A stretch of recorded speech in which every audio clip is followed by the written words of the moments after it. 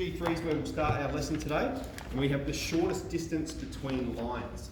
So remember, when we have lines in three-dimensional space, we have a number of circumstances. So let's just recap that first. Lines could be in the same plane but parallel.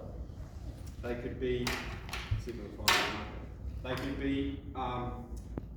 They could be intersecting in the same plane.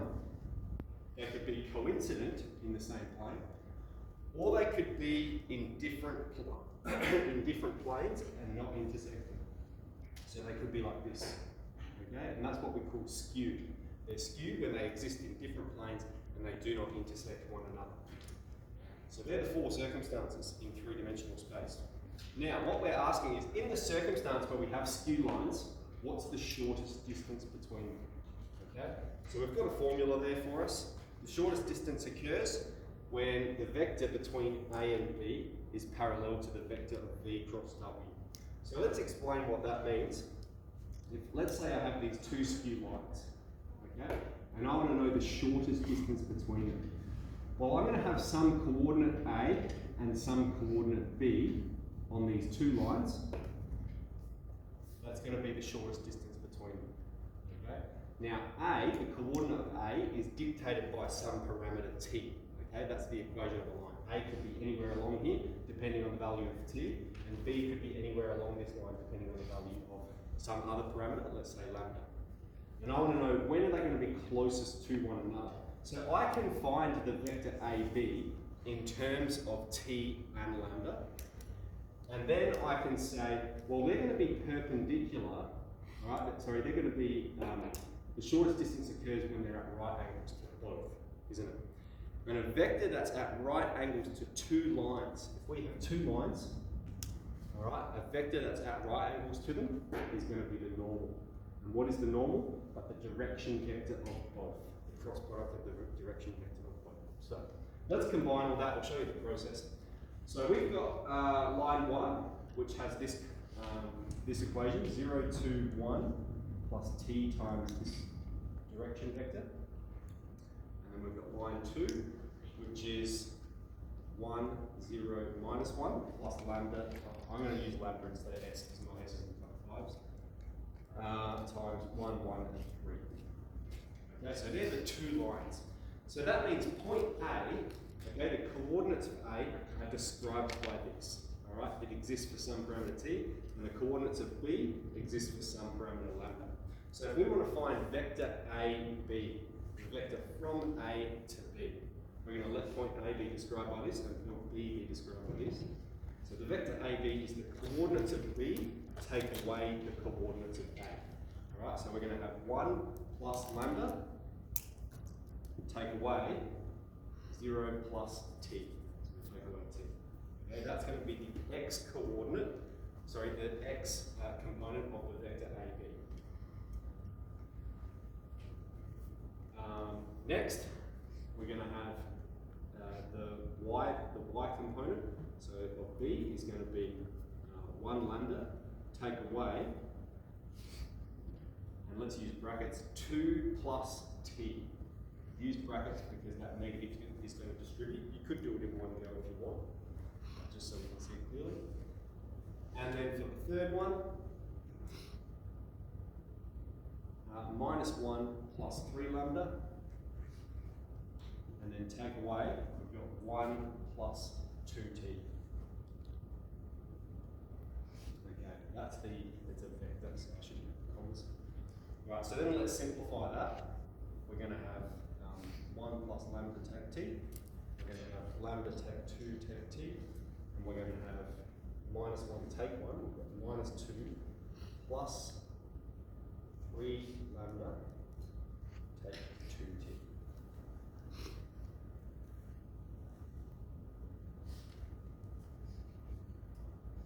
Okay, so that's the vector AB. And we're saying vector AB, that's the vector between these coordinates, right? And we're saying it needs to be parallel to the normal of the direction vector of A and the direction vector of B. So when we consider A, all right, A exists somewhere on this line, and so this is its direction vector. And when we consider B, this is its direction vector. So we want to know the normal the normal that's perpendicular to the line that's perpendicular to both of these. And so we need to do the cross product of these two vectors. 1, 1, 2, 1, 1, 3. Okay, so let's go through and process that one. Cover up the I column, we're going to have 3 take away 2, take away j times, cover up the j column, we're going to have 3 take away 2 again, and then plus k, we're going to have 1 take away 1, that's going to be 0. And so the vector that is perpendicular to both of these lines has direction 1, minus 1, 0.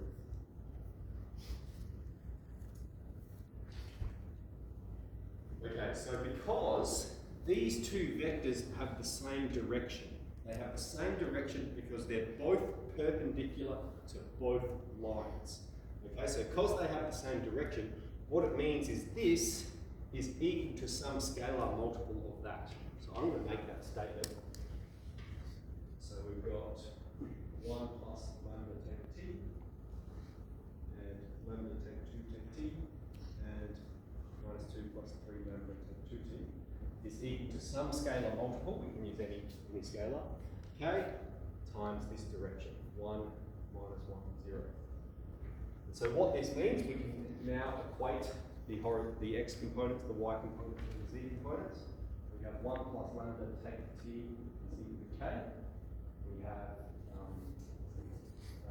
I'm going to rearrange them so that the coefficients correspond. Minus 2 plus lambda take t is equal to minus k. And then the third one, we have minus 2 plus 3 lambda take 2t is equal to 0.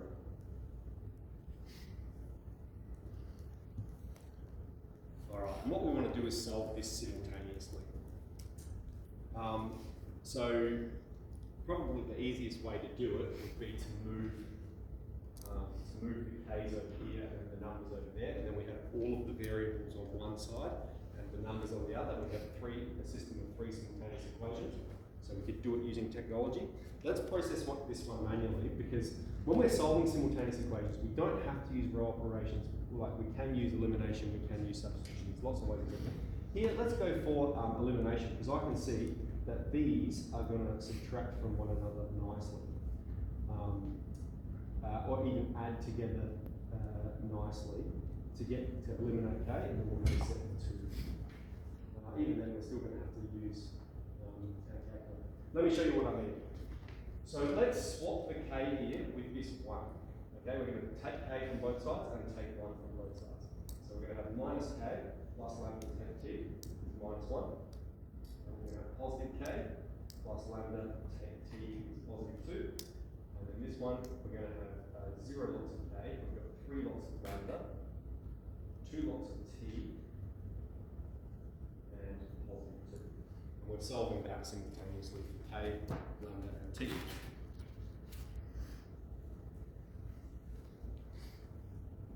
Alright, so 3 unknowns, we've got minus 1, 1, minus 1, minus 1, 1, 1, minus 1, 2, 0, 3, minus 2, 2.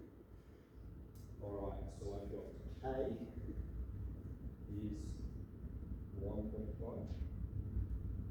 I've got lambda is 1, and t is half. Okay, so those are the values that exist when the lines are closest to one another. Alright, so we've solved those values when they're closest to one another. So now we need to know the coordinates of those points when they're closest to one another. So if we go back to line 1, okay, line 1 has the parameter t. Alright, and so when t is half, what's the coordinates of line 1? When t is half, we're going to have 0 plus a half, so we've got 0.5. We're going to have 2 plus a half, 2.5. And we're going to have 1 plus half, 2 is 1, so we'll have 2. So that's the coordinates of A when the lines are closest to one another. Okay? Then we need the coordinates of B. And that exists when lambda is 1. So let's plug that one in. Here's the equation for lambda. So we're going to have 1 plus 1, 2. We're going to have 0 plus 1, 1, and we'll have minus 1 plus 3, that's positive 2. Alright, so they're the coordinates when the lines are closest to one another. And now let's finally answer the question. Find the shortest distance between them. Okay, so we need to use the distance between these 2 points. Distance formula, it's the square root of the x components squared take one another. So 2 take 0.5 squared plus 1 take 2.5 squared plus 2 take 0. So then we're just processing that. We've got 1.5 squared plus 1.5 squared. What's that? We'll express it exactly. No matrix.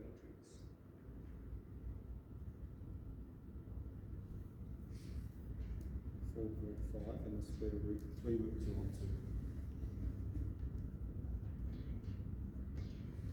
That's the shortest distance between them. At all other points on those lines, the distance is larger. Okay, so that's a fairly extensive process, isn't it? All right. So what have we done? Well, firstly, we did a recap of the possibility of lines. We've got skew lines, and we're saying they're skew. What's the distance, the shortest distance that can exist between them? So this is going to be helpful in your mosquito assignment, right? These are the parts of the mosquito, so to speak. When are the parts closest together? So we solved, here's the lines, we equated the x components and the y components and the z components, and then we said now this vector is perpendicular to both of those points. It needs to be parallel to the normal, so we said these are parallel, so they're a scalar multiple of one another.